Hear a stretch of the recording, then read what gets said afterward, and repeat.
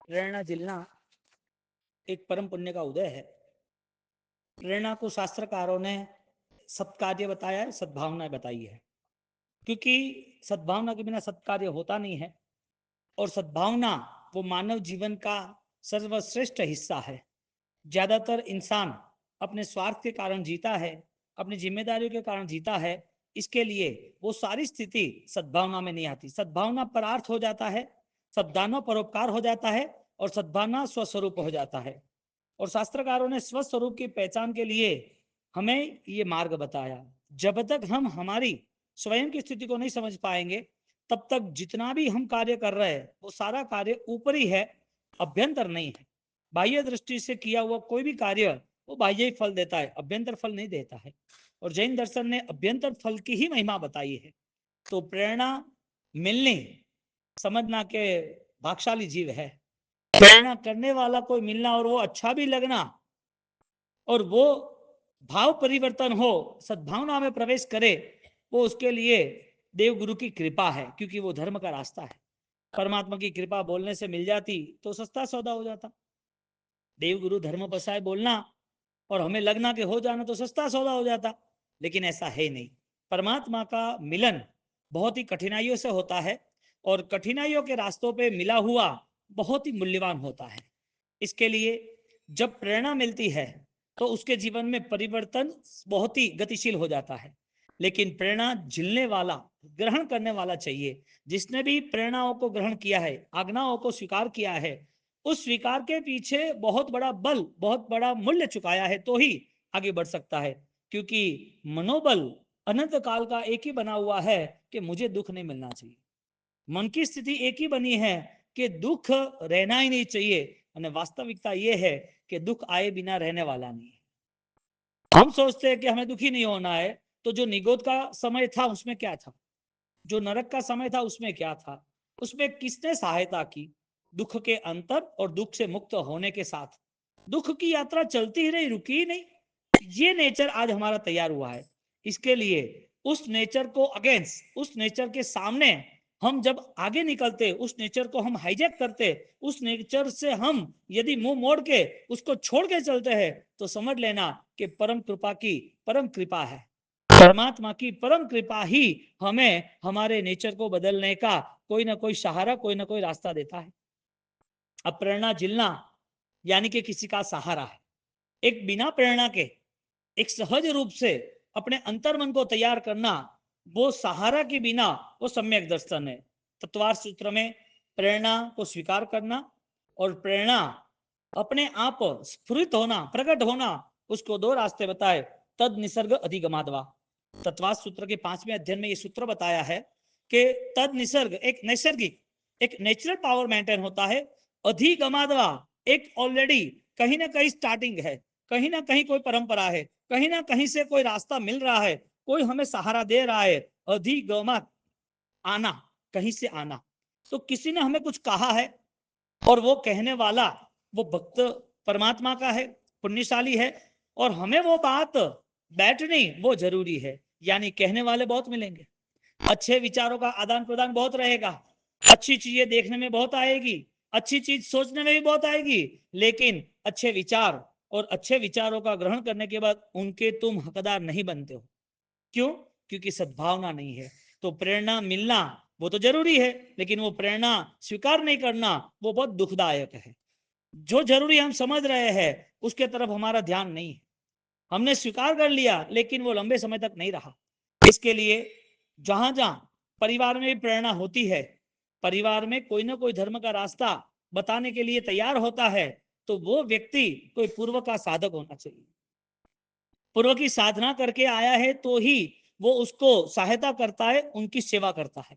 आज तुम्हारे वर्षी तप चल रहे हैं और उस वर्षी तप में कोई एजेड भी है, कोई छोटे भी है, कोई ज्यादा जवाबदारी लेके भी बैठा है, शायद किसी को बीच में प्रॉब्लम्स, बीमारी भी आ रही, फिर भी परिवार वाले कह रहे कि नहीं सब अच्छा होगा, हमें तो आगे बढ़ना ही है।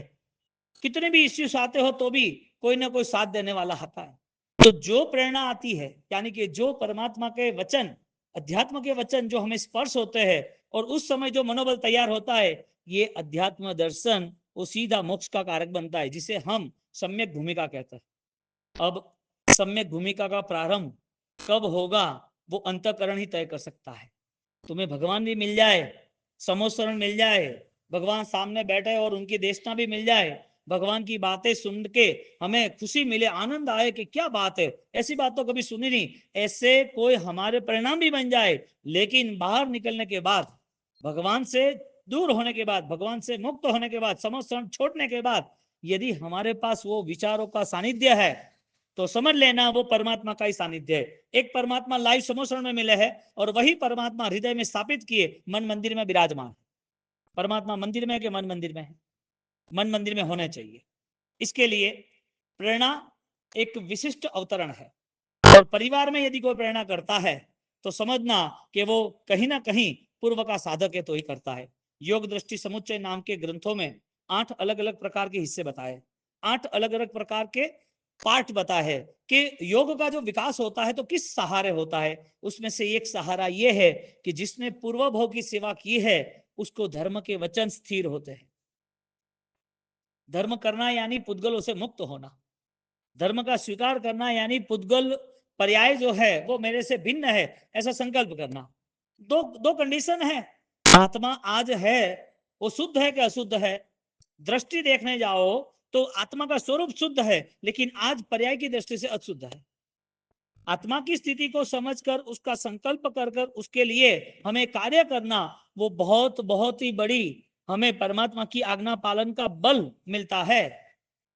आत्मा है, आत्मा नित्य है, उस आत्मा के बल के लिए, आत्मा के शुद्ध स्वरूप के लिए हमने कुछ भी रास्ते अपनाए हैं तो समझ लेना कि वो प्रभु ने हमें धर्म के लिए स्थिर करने के लिए रास्ते बताए। जैसे कि इसका एग्जांपल, दो बात है, आत्मा का स्वरूप कैसा है और आज आत्मा कैसी है। कोई पूछे कि आत्मा कैसी है तो कि भगवान ने बताया अनंत ज्ञान, अनंत दर्शन, अनंत चारित्र, अद्भुत है, शुद्ध है, अनंत बल के धारक है। आज आत्मा शुद्ध है, लेकिन आत्मा को आज क्या मिला है? मोक्ष मिला है? नहीं मिला है। आज आत्मा को वो सामर्थ्य मिला है अपूर्ण निद्रा का? मिला तो है, लेकिन है तो कि नहीं है? तो क्या कर रही है आत्मा अभी? आत्मा अभी है कैसी? तो पर्याय की दृष्टि से आज आत्मा को बहुत सारे दूषण, बहुत सारे दुखों के साथ प्रवेश करना है, यानी कि आना जाना रहना है। इसका मतलब यह हुआ कि आत्मा का जो स्वरूप था वो स्वरूप तक हम नहीं पहुंच पाए। आत्मा के स्वरूप के लिए हमारी तैयारी, हमारी जागृति नहीं बनी। वो जागृति बननी जरूरी थी, और वो जागृति के कारण, वो जागृति का कारण हमें स्थिति निर्मित करनी थी। अब आप किसी के घर में बैठे हो, और आप किसी के घर में बैठे हो तो आपको कोई फोन करके पूछे कहां पर हो, तो कि मैं घेवर सिंह के घर पे हूं। तुम घेवर सिंह के घर पे हो, लेकिन घर तुम्हारा है। तुम यहाँ पर किसी के गाड़ी पर बैठे हो, हाँ, कोई पूछे कि भाई कहाँ पर हो, तो कि मैं यहाँ एक्टिवा पे, बाइक पे बैठा हूँ। आप एक्टिवा पे बैठे हो वो सही बात है, लेकिन आपका एक्टिवा है? आप मेडिकल की दुकान पे गए, और मेडिकल की दुकान पे जाने के बाद उस मेडिकल शॉप में आप दवाई ले रहे हो, तो दवाई ले रहे हो तो कोई पूछे कि भाई क्या कर रहे हो, तो कि दवाई ले रहा हूँ। कि तुम बीमार हो? भाई मैं बीमार नहीं हूं, मैं दवाई लेने आया हूँ। डिफरेंस क्या है? आत्मा का जो स्वरूप है वो शुद्ध है, आज जो कंडीशन वो अलग है। ये जो भेद दृष्टि है ना, वो हमें धर्म में स्थिर करेगी। आज हम क्या सोचते हैं? शरीर और आत्मा एक ऐसा समझते हैं। इसके लिए दुख आने पर हमारी पूरी भावनाएं बदल जाती है। धर्म के द्वारा हमें सुख मिलेगा वो भावना, इसके लिए सुख के ऊपर हमारी नजर होने के कारण वो सारा धर्म ऑलरेडी स्थिर हो जाता है। हमें अनुकूलता चाहिए, એટલે जो हमें सुख देने वाला है वो सारा धर्म हमें करना चाहिए। दुख के ऊपर नजर है, इसके लिए मुझे दुख नहीं मिले तो धर्म भी यदि छोड़ना पड़े तो मैं राजी हूं, क्योंकि धर्म महत्वपूर्ण नहीं है, मुझे दुख ना हो वो महत्वपूर्ण। सुख महत्वपूर्ण है, जो धर्म के द्वारा सुख मिल रहा है उसको टारगेट बनाया, धर्म को टारगेट नहीं बनाया। आप जो बुक है उसमें आप लिख रहे हो, और वो बुक में आप जो लिख रहे हो, कोई पूछे आपको कि भाई क्या लिख रहे हो, कि बच्चे की 10th की जो बुक्स है वो ऑलरेडी मैं देख रहा हूँ, उधर कुछ लिख रहा हूँ। बुक तुम्हारी है कि बच्चे की है? तुम्हारा स्टडी खत्म हो गया। बात यह आ रही है कि आत्मा तुम्हारा है। कोई पूछे तो कहां पर हो? कि मानव जीवन में क्या कर रहे हो? कि जैन आराधना की, दर्शन की क्रिया कर रहे। कैसे कर रहे हो? तो कि ज्ञान पूर्वक कर रहे। आज तुम जो कुछ कर रहे हो वो सारा अधिकार तुम्हारा आत्मा का हो तो ही मालिक हो, और वो चीज हम भूल गए आत्मा के बल के नाते, तो फिर शरीर पराया है जिसे हम पर्याय कहते हैं, और वो पर्याय आज नहीं अनंत काल से मिला हुआ है। इसका मतलब प्रेरणा झिलना, प्रेरणा का स्वीकार करना, वो यदि किसी और के द्वारा हमें प्राप्त होती है तो भी हम कमजोर है। मिलना वो पुण्य का उदय है, लेकिन पुण्य फलीभूत होना जरूरी है ना। पुण्य के उदय से अनुकूलता, सुख शांति, समृद्धि, सद्बुद्धि, शरीर सब कुछ मिलता है, कम नहीं है। तो सुख की व्याख्या करने जाएंगे तो धर्म कौन सा सुख देता है? यदि तुम्हें संसार की अनुकूलता का सुख चाहिए तो तुमसे ज्यादा सुखी कोई और है, और वो जो धर्म कर रहा है वो धर्म तुम्हें अपनाना पड़ेगा। तुम्हारी नजर कहां पर है? सुख के ऊपर। तो जब प्रेरणा किसी और से मिलती है, बार बार मिलती है, तो समझना कि हमारा ज्ञान बहुत कमजोर है। हर बार सुनने के बाद भी हमारे पास वो सुना हुआ सुना ही रहता है। हर बार सुनने के बाद हम परिवर्तन में नहीं आ सकते। परिवर्तन एक ही है, हमें भेद दृष्टि करनी है कि राइट क्या है। यदि आत्मा स्वरूप राइट है तो उसके लिए क्या क्या होना चाहिए। आत्मा की शक्ति विशिष्ट है तो मेरे लिए वो रास्ता है कि नहीं है। आत्मा के लिए अनंत आत्माओं को मैं वंदन नमो सिद्धांतम कह के करता हूं। अनंत अरिहंत परमात्मा समस्त में विराजमान होके निर्मल देशना दी हुई है, ऐसे केवल ज्ञानी को वंदन करता हूं। तो मैं देह को वंदन नहीं करता, उनके गुणों को वंदन करता। मुझे क्रिया का बल मिला है तो क्रिया मेरे देह से नहीं हो रही है, मेरे अंदर सम्यक ज्ञान है, भावना है, इसके लिए क्रिया हो रही है। अब आपको कोई पैसे दे दे और कहे कि ये पैसे वहां देने जाने हैं 10 लाख रुपए, आपके पास है, तो आप मालिक हो गए क्या? आपको पता है कि मुझे 1 घंटे के बाद उसको पेमेंट देना ही है। आपके पास जो भी है वो पराया है, उसे नहीं मानोगे तो फिर दुखी हो जाओगे। मिला हुआ शरीर यदि हमारे कहने पे चलता, हमारे हिसाब से चलता, हमने सोचा उस तरह चलता, तो ये संसार के अंदर किसी को भी धर्म की आवश्यकता नहीं है। इस संसार में किसी को भी धर्म की आवश्यकता नहीं है। लेकिन धर्म की श्रद्धा ऐसी है कि धर्म करेंगे तो सुकून मिलेगा, शांति मिलेगा। बस फर्क इतना है, कौन सा धर्म तुम्हारे लिए उपकारी है। कोई प्रेरणा करता है वो धर्म उपकारी है कि अंतर्पूर्णा से, एक इनोसेंस पावर से, एक आंतरिक शक्ति से प्रकट हुआ धर्म उपकारी है। अपने खुद के आंतरिक बल से प्रकट होना चाहिए ना। तत्वार सूत्र में तद निसर्ग अधिगमादवा ऐसा सूत्र लिखा है। हाँ, मैणा है और सिपाल कुंवर है, 2 महीनों में धर्मात्मा कौन? मैणा। कैसे? जैन दर्शन की पढ़ाई की है, जैन धर्म की नहीं। जैन धर्म की पढ़ाई किताबों में है और किताब नाश भी हो सकती है। 45 आगम समाप्त हो गए। 45 आगम से लास्ट 500 साल पहले एक आगम जितना ही बचा है। तो 45 आगम का यदि काउंट करें, उसका रिकॉर्ड हम क्लियर करें, तो हमारे पास इतने रिकॉर्ड्स नहीं है। हम इसको कलेक्ट करें और जो भी साहित्य निर्माण हुआ है, महापुरुषों ने किया है, वो हमारे पास नहीं है। 3.5 करोड़ श्लोक की रचना हरिकलिका सर्वज्ञ हेमचंद्राचार्य महाराज द्वारा कहां पर है? 444 ग्रंथ हरिभद्र सूरी महाराज का कहां पर है? नहीं है। लेकिन हमारे पास वो साहित्य का यदि विस्तार हो तो वो सिर्फ भाव धर्म से, क्योंकि आत्मा का यदि स्वरूप बताया है तो वो स्वरूप वास्तविक किसी ने पाया है तो ही बताया है। आत्मा की शक्ति प्रकट हुई है, इसका मतलब कोई रास्ता उसे मिला था, इसके लिए ही प्रकट हुई है। ये सब कुछ है। यदि ये सब कुछ है तो मेरे पास क्यों नहीं? यदि कोई व्यक्ति के पास 100 करोड़ है तो मेरे पास क्यों नहीं? यदि वो कमाता है तो उसे मिलता भी है ना, पुण्य हो तो। कोई व्यक्ति यदि कर सकता है कि मुझे घोड़ी ज्यादा रो उत्सव करना है, 3 दिन का महोत्सव करना है, वो कर सकता है, मैं क्यों नहीं कर सकता? तो भाव करता है तो सब एक तरह तो कर्म होते नहीं है, जीवन में बदलते रहते हैं कर्म। सुख दुख तो चलते रहते हैं। किसी का स्वास्थ्य अच्छा है तो स्वास्थ्य बिगड़ता भी है। कोई मौत के मुख में है और डॉक्टर बोल रहे हैं कि बस अभी हमारे हाथ में कुछ नहीं है, लास्ट डे है, लास्ट चांस है, तुम ऑलरेडी प्रे हॉल में चले जाओ और परमात्मा को प्रार्थना करो, गॉड ब्लेस यू, कोई आशीर्वाद मिले ठीक है। डॉक्टर यदि मना करता है और वो आदमी वापिस आता है, ऐसे 3 बार मौत को छू के आता है, उसको किसने बचाया? जो हेल्दी था उसकी मृत्यु क्यों आई? बात इतनी चल रही है कि हमारा यहाँ पर अधिकार कितना है। हमें जो प्रेरणा मिल रही है उस प्रेरणा के अंतर्गत हम स्थिर हो सकते कि नहीं हो सकते। यदि हम स्थिर नहीं हो सकते तो और कितनी प्रेरणा, और कितनी एडवाइस, और कितनी आज्ञा, और कितना व्यवहार, और कितनी समझदारी, और कितना बल चाहिए हमें कि जिसके कारण हम कुछ तो निर्णय कर पाए कि हमें भी जीना है तो किसी और को भी जीने का हक है। हमें दुख पसंद नहीं है तो हम किसी को दुख नहीं दे सकते हैं, चाहे मन का हो, चाहे वचन का हो, चाहे काया का। ये हमारे पास फ्रिक्वेंसी नहीं है, ये चैनल है ही नहीं। इसके लिए जितने भी लाइफ हमें मिली है या जैसे हम जिंदगी जी रहे, वो जैन दर्शन के मुताबिक है ही नहीं। जैन दर्शन ने कोई अलग बात की, मैणा ने ज्यादा धर्म किया या सिपाल ने किया? दोनों में धर्मात्मा कौन?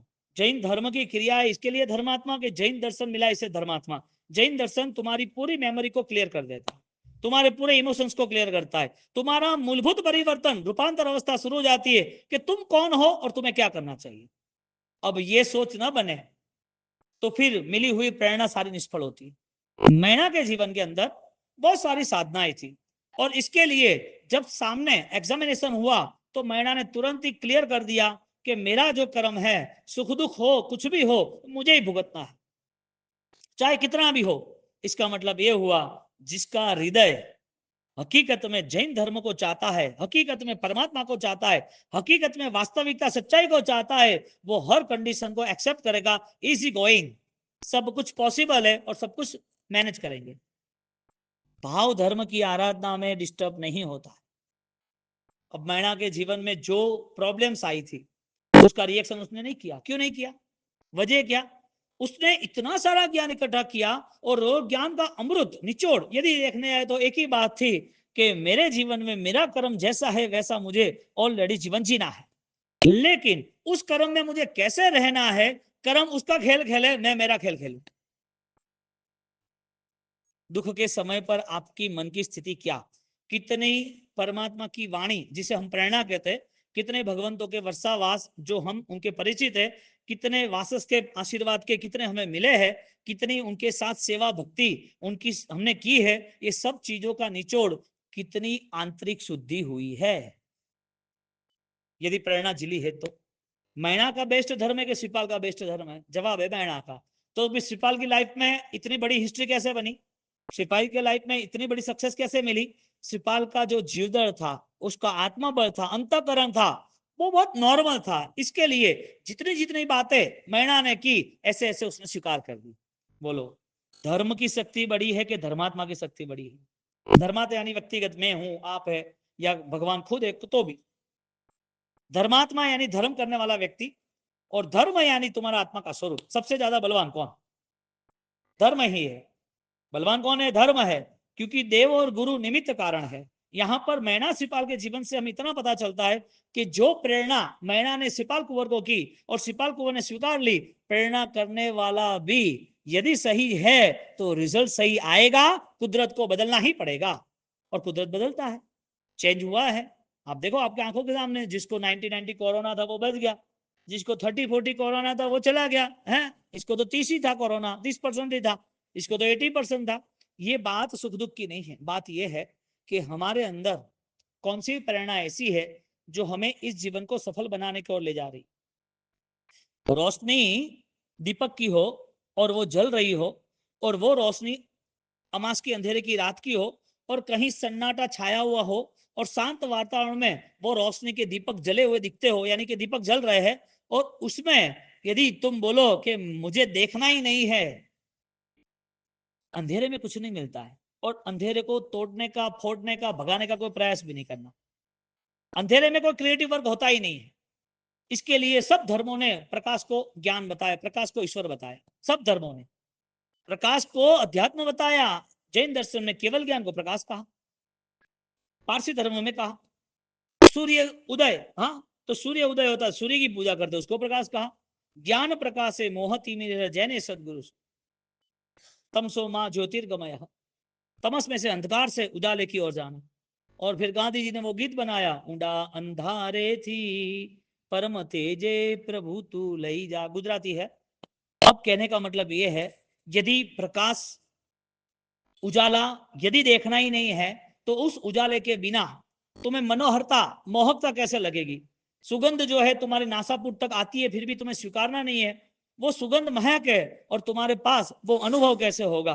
प्रकाश का अनुभव नहीं हो रहा है, सुगंध का अनुभव नहीं हो रहा है, दीपक का अनुभव नहीं हो रहा है, संगीत की वीणा बज रही है फिर भी उस संगीत की वीणा में हमें आनंद नहीं आ रहा है। इसका मतलब ये है तुम्हारे पास कोई भी ऐसा भीगा हुआ हृदय नहीं है, तुम्हारे पास ऐसा कोई भाव नहीं था कि जिसके कारण तुम ये सारे रास्ते अपना सको। जैन दर्शन ऐसा था जिसमें ये रास्ते अपना सकते। जैन दर्शन कोई क्रिया पे आधारित नहीं है, जैन दर्शन कोई ग्रुप के आधारित पे नहीं है। जैन दर्शन तुमने कोई बड़ी आराधना कर ली या तुम एक साथ इकट्ठे हो गए, उसे जैन धर्म नहीं कहा जाएगा। ये तो एक मार्ग है। बाकी तो सर्व आत्माओं को स्नेह से देखना, सभी जीव करू शासन रसी। सर्व आत्मा को करुणा से देखना, सर्व आत्माओं में परमात्मा देखना, सर्व आत्माओं में अनंत दर्शन ज्ञान चारित्र गुण देखना, ये दर्शन से तुम्हारी आत्मा का स्वरूप निश्चित हो जाएगा। उसके बाद आराम से सारी साधना हो सकती है।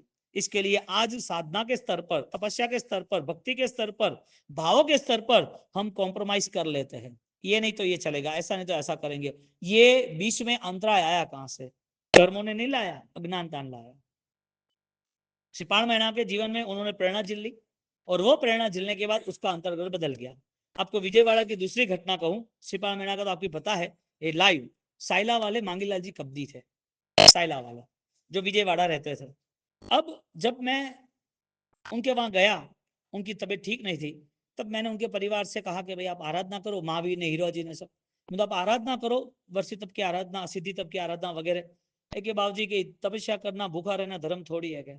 वो आदमी यूं भी धाकड़ तो, ये दियावट वाले बैठे उनको पता है, ये आदमी यूं भी मजबूत था। उन्होंने बोला कि नहीं, के अब देखने जाओ। उनको ऑलरेडी लंग्स सारे डैमेज हो गए, ऑक्सीजन पे है, रूम के बाहर निकलते नहीं, चल भी नहीं सकते थे, शरीर पूरा खत्म ही हो गया था। अब दवाइयां चल रही थी और घर पे बैठे थे। अब जब मैं आया, मंगलिक सुनाया, मैंने बोला आराधना तपस्या की नहीं, कि भूखा रहना वो धर्म थोड़ी है क्या? क्या क्या भूखा रहना धर्म तो है नहीं, और कि वहां से कोई तपस्या नहीं करे। अब कोई भी एक व्यक्ति बोले थोड़ी घर में, तो घर में उन्होंने बोल दिया, बात खत्म। तो कि तपस्या करनी है, तो कोई एक शब्द बोले नहीं, खाली उभा रहा। मैंने बोला आप खुद करो, तो कि मैंने, मुझे मेरा सब कुछ हो गया। कि क्या बोला? मेरा सब कुछ हो गया। जिसको सही में भगवान के आशीर्वाद नहीं है ना, उसे भगवान की वाणी फलीभूत नहीं होती। जिसे देवगुरु धर्म की कृपा होती है, उसका हृदय ऑलरेडी सही बातों को स्वीकार कर अनुसरण कर सकता है। उसका क्या जवाब था? मैंने सब कुछ कर लिया है। क्या कर लिया? यानी कोई मंदिर बना दिया, सब कुछ हो गया, कोई संघ निकाल दिया, सब कुछ हो गया, उपदान हो गया, सब कुछ हो गया। कैसी मन की भावना थी? यहाँ तो मुक्ति की बात कर रहे। मैं तो ठीक है, आपकी अनुकूलता। फिर हीरा जी उनके पुत्र, मैंने पूछा कि ऐसा, तो कि नहीं, पिताजी को जो पसंद है वही करना पड़ेगा, वो फिर घर में सब कुछ संकलेश हो जाए मतलब नहीं, हम तो आराधना करेंगे। ठीक है, अब देखो उनका अंतकरण। मैंने बात की, उन्होंने एक्सेप्ट नहीं किया, बात हुई खत्म। दूसरी बार वो सीरियस हो गए, वापस में मंगलिक सुनाने गया। मंगलिक सुनाने गया कि फिर उनको बोला कि आप ओम रिम सिम हरम नमः का जाप करो, आराधना बहुत अच्छी हो जाएगी, समाधि भी अच्छी हो जाएगी, आपके परिणाम पूरे बदलने लगेंगे। जहां पर तुम्हारा और मेरा काम नहीं चलता है ना, वहां पर गोडी जी दादा रो कमाल है। हमारी बुद्धि और हमारी क्षमता तो बहुत लिमिटेड है, राख है, कोई बड़ी बात नहीं है। लेकिन जब देव गुरु धर्म की आशीष मिलती है तो वो अद्भुत अपरंपार होती है। मैंने बोला आपको वास्तव, आपको जाप करना है। जो व्यक्ति मना कर रहा है, खुद को नहीं करना है, और जिंदगी भर उसने कोई तपस्या ने कोई नहीं किया, ठीक, पैसा खर्च कर दिया, और राजस्थान में सबसे बड़ा रोग यही है कि पैसा खर्चना वो धर्म है। वापिस पूछता है कि बस एक नंबर का वास्के घाल दो क्या? कहा क्या? एक नंबर का वास्के दे दो क्या? अरे परिणाम की क्या असर? आंतरिक जो बल है, शासन के लिए कार्य करने पैसे जरूर है, ठीक है, लेकिन जब परिणाम के अंतर्गत जब बदलाव लाना है, तो बदलाव लाने के लिए तैयारी भी होनी चाहिए ना, निर्मोहता आनी चाहिए ना। गुण के साथ जीना, वो पंच परमेष्टि को नमस्कार है। अपने अंतर में अपने को सरल बनना, सहज बनना, नम्र बनना, निर्मल बनना, वो पंच परमेष्टि महामंत्र की फलश्रुति है। ये चीज हम भूलकर आगे बढ़ते जा रहे। अब यहां पर परिस्थिति क्या बनी? जब ये सेकंड टाइम वो सीरियस हो गए, मैं तो आप माला गिनो और हो सके तपस्या करो, कराओ, ठीक है। तो जिस दिन सीरियस हो गए तो सब लोगों को लगा कि ऐसा कि ये है। अब उन्होंने माला स्टार्ट की। पहले एक ही माला गिनते थे, अभी 7-7 माला स्टार्ट की, 21 माला स्टार्ट की। अब ये सारी चीजें 15 दिन में हुई। 15 दिन के बाद जाप हो गया। अब अंतकरण जब फलीभूत होता है, प्रेरणा झिलने के बाद, प्रेरणाओं का स्वीकार करने के बाद स्वयमेव मक्कम, स्वयं संकल्पवान बनता है, तब स्थिति कैसी बदलती है वो देखने की बात है। क्योंकि मैं और आप कहीं बीच में नहीं है, परमात्मा डायरेक्ट कनेक्टेड है। आपके अंदर छिपी हुई सच्चाई आप देख सकते हो और उस सच्चाई के साथ जुड़ सकते हो, तो समझ लेना परमात्मा ने परम आशीर्वाद के लिए आपको चुना। क्योंकि परिवर्तन कैसे आएगा? बदलाव लाने के लिए हमें कोई तो सहारा चाहिएगा ना, बाकी तो हम जो जी रहे हैं वही जिएंगे। अब उनकी कंडीशन बहुत हार्ड थी, दवाइयां 20-20 दवाइयां लेनी, सब किडनी लंग्स ये वो सब फेल ही था। वो घर पे वो छोटा ऑक्सीजन था, एक रूम के बाहर नहीं निकलते, इन्फेक्शन नहीं लगे इसके लिए बहुत कम लोगों को एंट्री मिलती थी। अब ये सारी चीजों के बाद उनको जब ये जाप वगैरह हुआ, तो उनको क्या पता क्या भाव हो गया। अब वो 10 लोगों के बीच वो नहीं बैठ सकते ऑक्सीजन के कारण और इन्फेक्शन के कारण। उसको घर पे बताया कि भाई मुझे तो आराधना करनी है। क्या अरे क्या आप घर पे बैठे बैठे करो, नहीं कि माँ तो बासी पाड़े जानो है क्या, एक के बासी आपको याद कर रहा है, मैं आ जाता हूँ, तो कि नहीं मुझे संघ के साथ भी जाना है, मैं तो आ जाओ। एक के बासी इनको इतना इन्फेक्शन है, ये ऑक्सीजन है, ये बहुत सारी प्रॉब्लम है, मैं कुछ नहीं होगा। जब अंतर की शक्ति जग जाती है ना तो दुख दुख लगते ही नहीं है। आप बोलते हो ना मुझे शुगर है ना, मुझे बीपी है ना, मुझे हार्ट है ना, तो ये सड़ी हुई जिंदगी खत्म करोगे कि कुछ तप त्याग करके इस सड़ा को खत्म करोगे।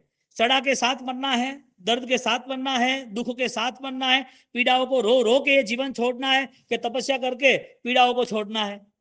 दो में से एक रास्ता है, या तो तुम्हारी जिंदगी दर्दनाक है इसके लिए मौत भी दर्दनाक होगी, यदि तुम्हारी जिंदगी हैप्पी है एवरीथिंग इज पॉसिबल सब कुछ करेंगे ये संकल्प है, तो इसका मतलब जिंदगी ने आज जो संकल्प लिया है वो अंत समय तक साथ में रहेगा।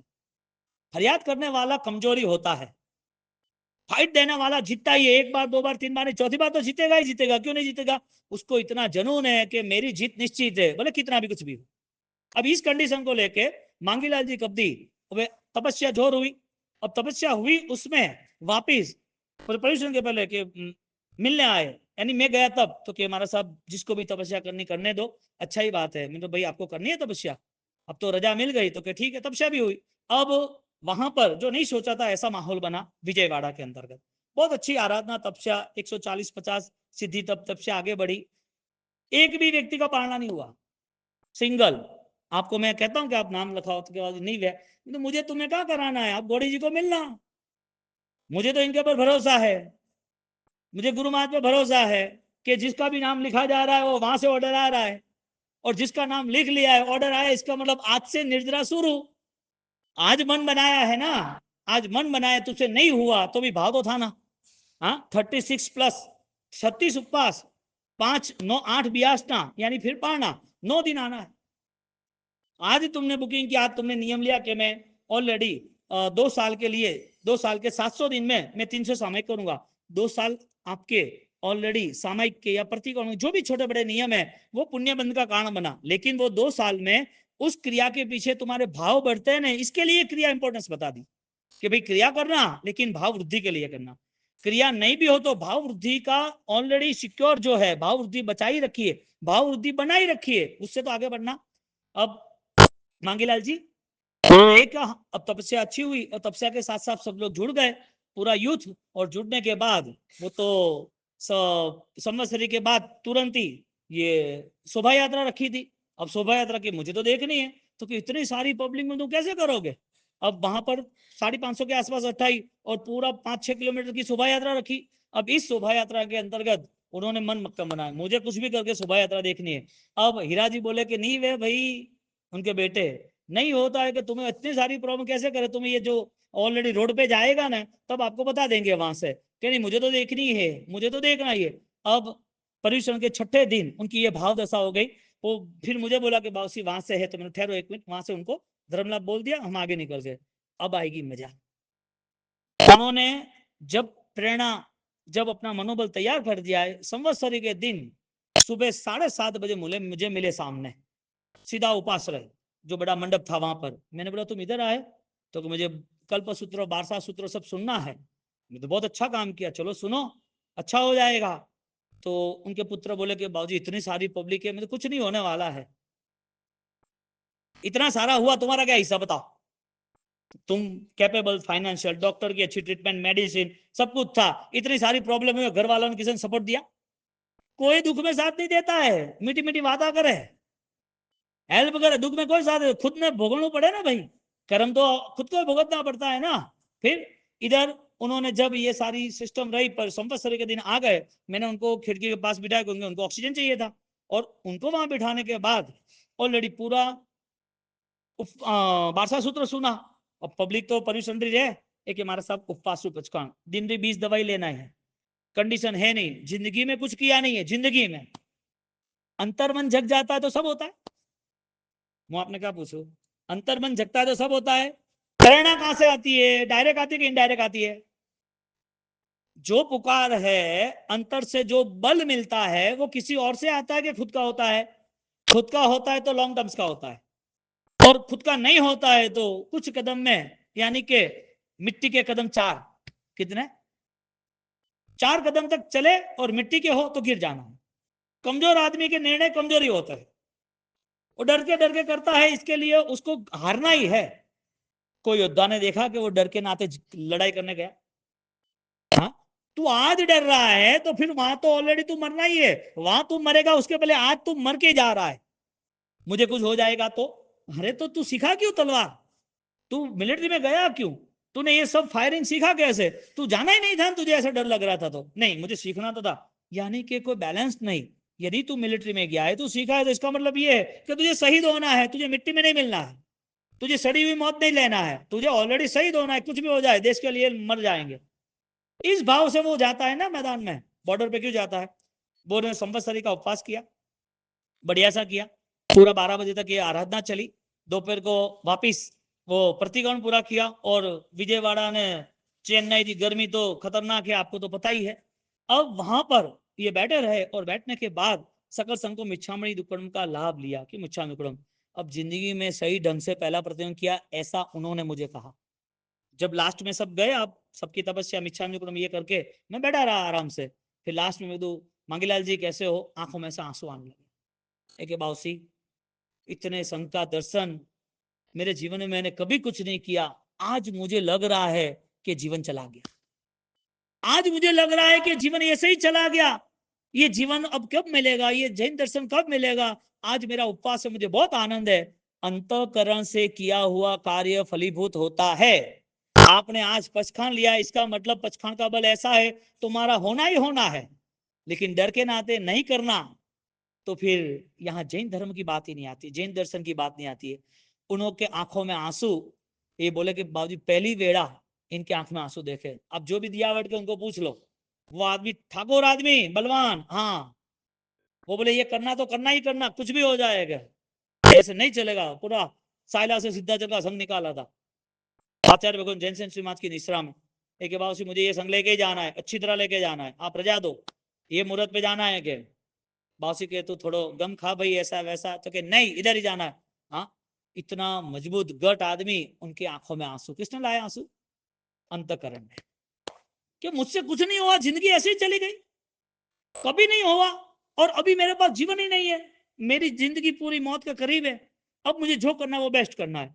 मजे की बात, पचखान होने के बाद, धर्म का अंतकरण बनने के बाद, जब वो घर पे गए, घर पे जाने के बाद सारी दवाइयां छोड़ दी उन्होंने, मुझे अब दवाइयां ही नहीं लेनी, अब तो मैं आराधना नहीं करूंगा। अब माला का बल बढ़ गया, कॉन्फिडेंस बढ़ता है ना, विश्वास बढ़ता है ना, किससे बढ़ा? अंतकरण से। धर्म तो वही था ना, धर्म क्रिया तो वही थी, रेगुलर थी, कर ही रहे थे, दर्शन करना, वंदन करना, कोई दूसरा लाभ लेना, वो तो रूटीन था। लेकिन एक इनोसेंस, एक आंतरिक शक्तियों का बल बढ़ना, और उस बल में जो त्याग आता है वो खुशी के साथ आता है, डर के नाते, कमजोरी के नाते, परेशानी के नाते नहीं आता है। और वो अरहम का जाप आराधना करते रहे, आगे बढ़ते रहे, खुशियां बढ़ती गई। अब बढ़ते बढ़ते खुशियां बढ़ने के बाद उन्होंने घर के लोगों को बोला, अभी धर्म में कभी भी मना नहीं करना कोई जगह पर। किसने बोला? जो मुझे महीने पहले मना बोल रहे थे कि नहीं खाना, वो तब थोड़ी है, कि इधर कोई नहीं करेगा। 15 दिन महीने भर में ये भाव बदल गए, परमात्मा की ऐसी कैसी कृपा, ये अंतःकरण जिसे उपादान कहते। और जब ये कंडीशन बनी, और ये कंडीशन के बाद उनका समाधि मृत्यु हुआ, समाधि मृत्यु। रात को 12:30-1 बजे घर वाले सब बैठे, उन्होंने दवाई छोड़ दी, और दवाई छोड़ दी और बैठे सब, हीरा ने, महावीर जी ने, दूसरे सब, और नौकार मंत्र ओम रिम सिम हरम नमः चल रहा है, एक ये लाइट बंद कर रहे हैं, अपन शांति थी, हम तो ये बैठे थे, सब कुछ भी नहीं, और ऐसी उंगली, और ऐसी उंगली में उन्होंने बातें करते करते दे छोड़ दिया। इतने दुखों में इंसान तड़पता है, परेशान होता है, वो बचाव के लिए बहुत सारे सहारे खोजते हैं, और बहुत सारे सहारों में घर वाले भी जुड़ जाते। तो कब्दी परिवार पुण्यशाली साइला में, और आराधक भी, और कैपेबल भी, हर तरह से। और उसके बाद इस समाधि के साथ ये देह छोड़ना, ये अंतकरण के बिना संभव नहीं है। मन में तुमने संकल्प ठान लिया कि देव गुरु धर्म सर्वस्व है, और उनकी जो आज्ञा, उनका जो नियम बताया, उनने जो रास्ता बताया, उसे चलना है, उसके बाद आपको कहीं भी झुकना नहीं पड़ता है, कहीं भी प्रार्थना विनती करने की जगह नहीं, आपकी अंधश्रद्धाओं का खात्मा होना निश्चित है। रात को 12:30-1 बजे वो देवलोक हुए, घर वाले को सबको बोल दिया कि धर्म महान है, धर्म में कभी भी पीछे हटना नहीं। और दूसरा रिजल्ट आया, उनका हीरा जी का बेटा विवेक, वो लंदन 2 साल पढ़ा और वो सीधा विजयवाड़ा उद्यान था, पहले उद्यान में बैठा। मतलब तू 2-3 साल तू विजय तू लंदन पढ़ के आया, तो बिजनेस में जाना चाहिए। तो नहीं, मुझे जैन दर्शन का प्रॉपर पिलर क्या है, जैन दर्शन का फाउंडेशन क्या है, वो पूरा समझना है। अब विचार करो आप, धर्म देके गए कि लेके गए? दोनों करके गए। लेके तो गए, खुद ने समाधि रही ना। बोलो जिंदगी भर जिसने कुछ नहीं किया है उसको धर्म साथ कैसे देता है? हाँ, प्रेरणा बहुत बड़ी चीज है। इसके लिए जब परिवार के अंतर्गत आप आराधना कर रहे हो तो आप तो आगे बढ़ो और आगे बढ़ो, और उस आराधना के पीछे यदि कोई कमजोर है तो उसे बलवान बनाना।